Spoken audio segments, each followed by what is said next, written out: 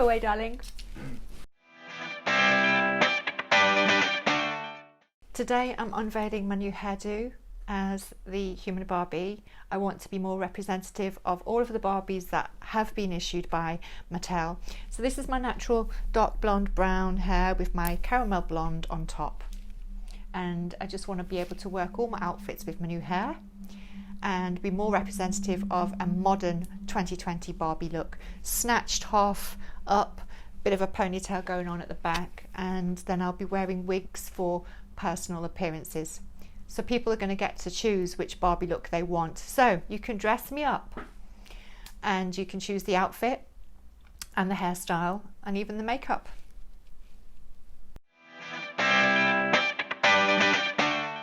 Work, work and more work. So I work very hard.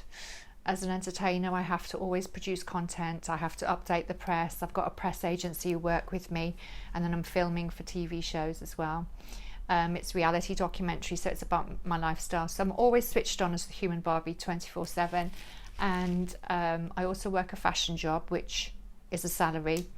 As an entertainer many years ago, I've been in the industry 15 to 20 years actually. I've been 20 years in the industry as an entertainer, as an actor, model, and you soon learn you need a backup plan. So you always hustle, you always have a side hustle, and you can't always rely on the entertainment career. You've got to have more than one, maybe 2 or 3 streams of income. So my fashion job is really good. I enjoy it. It's very hard work and it's luxury. So I'm a real life Barbie fashionista. So that takes up a lot of the week, and then I have 2 days a week that I work for myself. So I'm always updating the agency with my model portfolio, filming things like this for my channel, for my website, Rachel Evans TV. Basically, I'm switched on 24/7 as the Human Barbie, and I'm on the search for my Ken, but in all honesty, I gave up the search. I'm looking, I'm on Tinder, and I've been dating, but I don't think the time is right for me right now because I'm devoted to my career, both careers, and you don't have time for a social life, but hey ho, it is what it is. Barbie is my inspiration at the moment. She always will be and always has been. So she's very big in the news at the moment because she's now inclusive of all nationalities, skin tones, hair colours, cultures, languages, and even she's more gender fluid if you want her to be. So you can be anything. Barbie is my biggest #1 inspiration, always. I'm always inspired by performers like Lady Gaga, Britney Spears, J-Lo. I'm a performer. I practice singing. I've done about 850 songs on an app just to practice singing, because who knows, one day somebody might book me for a party and say, I want the Human Barbie doing karaoke to get the party started. So I've got to be able to get that mic and deliver. So a lot of people haven't seen that about me, and it will be coming up this year and next year, more about my singing. So performers on stage after Barbie, they're my second inspiration. Well, booking wise, my favourite job is always TV, because as long as there's 3-point lighting and I've got no shadows on my face, I like it. Sometimes, you're in bad lighting because this is the UK. We're not on a beach in Miami or LA or in Madrid. Madrid's got the best lighting for photography. As a model, I always like bookings that are representative of me right now.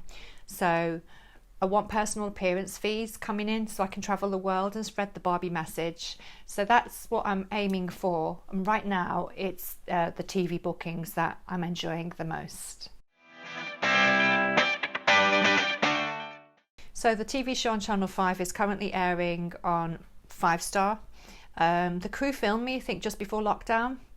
I like the format of the show. I think they represented me very well. It's a really good edit that they did. So I was the star of the launch, Series 1, Episode 1, and the intro for each episode is featuring 3 what I call plastic surgery celebrities. There's me, there's another girl, and then there's the Ollie, I think he is.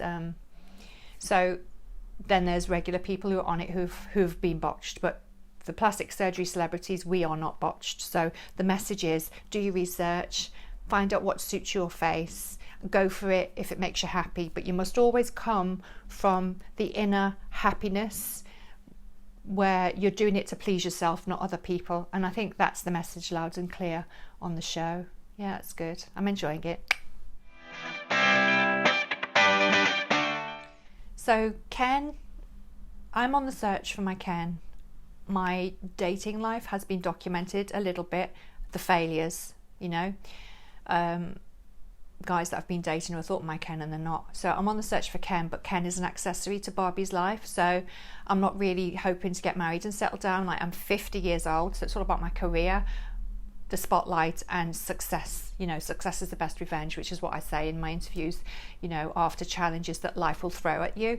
But, you know, finding a man to make you happy, those days are kind of gone. So I say to young women, or anyone, you know, without being gender specific, Ken is an accessory to Barbie's lifestyle. So it doesn't matter if you're straight, gay, bi, whatever, I don't care. And I don't care if you're gender fluid. It's not about sexuality. It's about what the message Ken has, the person that you love in your life. If they're giving you things that help you blossom and grow as a person, and that you grow together in a relationship. Otherwise, don't bother. And at the moment, I'm just not bothering.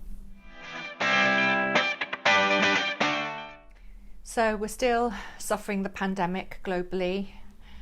Since lockdown, the UK government has advised people to go back to work if it's safe to do so, following the pandemic guidelines as issued by the government. So you must wear a mask, people.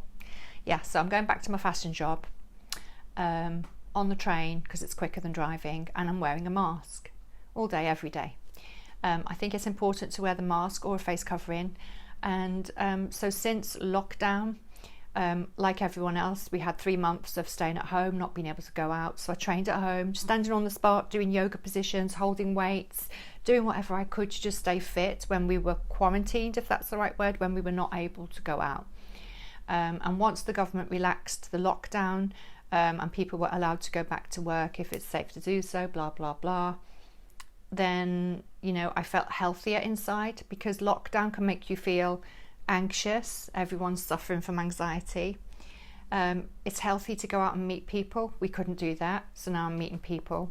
I'm still in a safety bubble, so I feel a lot better than I did, and I feel like I have to be out of the home just to keep going and doing what I do to be creative. So during lockdown, it was a struggle, just like everyone else. It was a struggle. When life is challenging, I shut myself away from people. I get in my car, I practice singing for hours, or I go to the countryside and just breathe and do meditation in my car, because I love the energy that your car gives you. It's all enclosed, there's nobody around to disturb your vibrational frequency. And I disassociate from pain. That's part of my story. I don't know I'm doing it, but I am aware that there is a theory that explains what I'm doing. I still don't know I'm doing it. So I just block pain or bad memories and just go into my Barbie happy place. And a lot of the time it means that I want to be on my own. So I'm not really a going out person, apart from leaving the house, get in the car, drive somewhere peaceful, listen to the music, singing. Yeah, simple, very easy. I don't think I'm high maintenance at all. So my top tips, I'll give you my top 3 tips for people who want to get into a healthy lifestyle, it's 80% of health and fitness is your diet. So it might sound boring, but eat lots of vegetables, you know, study it online, it's free, cut out the sugar, take your doctor's advice, don't listen to me, but what I do, because I'm a champion bikini athlete, I won a show in bikini fitness called Bikini Model Champion at 43. So for 4 or 5 years I competed on stage, I did 12 shows, I had to do the diet every day for 4 years.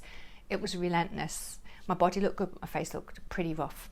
So it's clean eating, eat clean, Google it because it takes hours to explain it. Look at your macros, protein, carbs and fats. You know, the good fats are good for you. You know, be selective on the carbs that you have. And protein is good. And then drink lots of water, green tea. Get your sleep, rest. You know, I'm 50, so the best diet tip is, you know, eat clean and drink loads of water, but get your sleep as well. I know that sleep is not diet, but believe me, if you're sleep deprived, your diet's going to fly out the window. Google it. So my favourite home workout is my yoga mat and stretching and just breathing, and then I stand on the spot literally because I can't make much noise and just do isolation exercises like this for the arms, and then squats standing on the spot, no jumping, and then just doing walking lunges. But you can do a lot standing on the spot. You don't need a big space at all. And when you know about muscle isolation exercises, then you hit the muscle and you're working it out, rather than, say, not engaging the muscles in the correct manner. But again, go and Google it because it's out there. Just Google home fitness and you're going to be fine. Yeah, I'm going to be singing. No, career-wise, I'm just going to keep on doing the entertainer stuff and create more video content for my fans. Probably increase my YouTube presence because I'm 50 years old. I'm not a YouTuber, but I like to create content and create memories for myself, and if other people want to watch it, then it's great. So yeah, I plan to go to America. I've signed a contract with a big American show. We're just waiting for a flight to get me out there and film. Can't talk about it because obviously non-disclosure, it's a contract. And I never talk about anything that I'm doing for TV until it comes out, literally. I've got family and friends who don't even know what I'm doing because I'm good at keeping a secret. But yeah, more TV, more exposure in the press, probably more TV because I've done a lot in the press, and you know, there's more stories to talk about my Barbie lifestyle than just my face.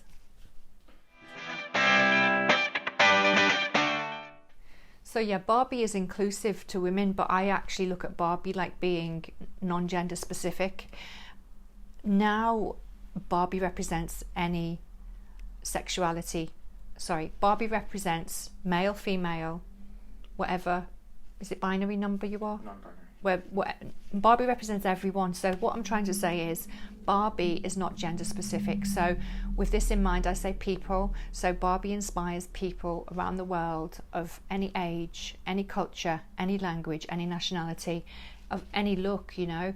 There's even a disabled Barbie. There's different body shapes. As I say, there's different languages for cultures. So in each country, Barbie's got a certain look for that country and that culture. But the gender thing is amazing. So Barbie inspires everyone, and you know, I do believe that, and I think I represent that because I'm 50 and I'm doing what I want to do. Barbie is your happy place, so go out and get your dreams, and hashtag you can be anything. So the published books were a bit of a failure, if I'm absolutely honest, because I don't have a big PR machine behind me. I don't pay someone to promote it, and it's all about promotion. You know, if you've got a record out, you promote it. If you've got a book out, you promote it. I haven't had that opportunity, so it was self-published. It's out there, you know, it's a legit book, but I just feel like the first book that came out was a coffee table book. It was very pricey. Then I did the 5 different formats, including the paperback. But again, you've got to promote something to sell it, so I just put it out there, and then one day I'll be able to sell it on Amazon. It's out there, you can buy it. But the third book is definitely always being written, so I'm only going to do book 3 if I get a publishing deal, because it takes a lot of time, blood, sweat and tears. It will happen, and all of the photo shoots are going to be a collaborative exercise of photography, art, pop art. I'm like a pop art human Barbie, and I want people to see this because a lot of people are still sort of ignorant about what Barbie represents. So book number 3 will be all about that. Maybe next year. Oh my god, I love fashion. I'm a real life human Barbie fashionista because I've got a fashion boutique job that I do as well as being an entertainer. So my wardrobe is just full of pink, lots of different like animal print, a lot of khaki, black.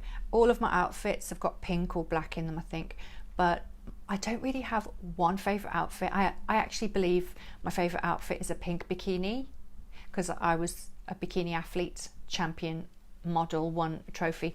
And if you can look good in a bikini at 50, then that's something to celebrate.